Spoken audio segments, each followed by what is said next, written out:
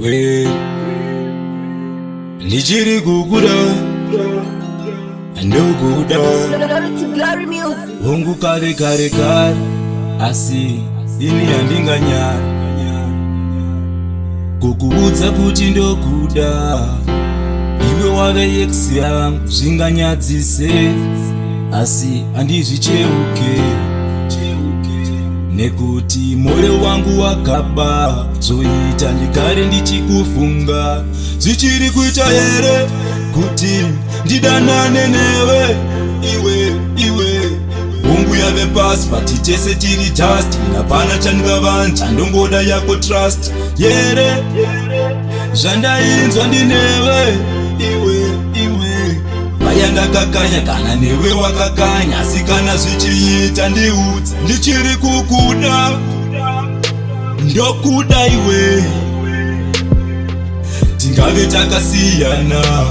asi moyo wangu wakaba ndichiri kukuda ndokuda iwe ndakakanya pakawanda sinchiri kukuda kana newe wakatadza sinchiri kukuda we kukuda handirege ndongoramba ndichida kukupa handirambe kana iwe wandida kundida ndozviziva kuti iwe unondida ungazvivanze asi chokwadi unochiziva ndikafunga zvataiita mazuva ayeka aya haasi marutsi anowanzotaurwa ndokumbira uvhure wako moyo wombonzwa kangu kambo nekuti kubasa handichagone kusevenza kune vamwe zita rako ndongoshevedza kana uri muyedzo ndabvuma kuyedzo uri hove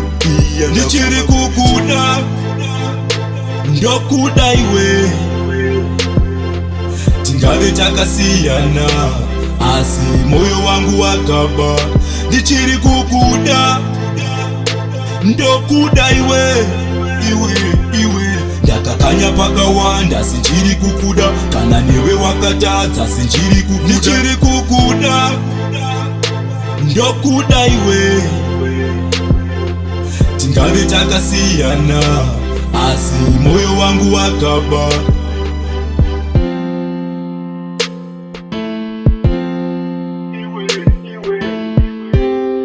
Glory music.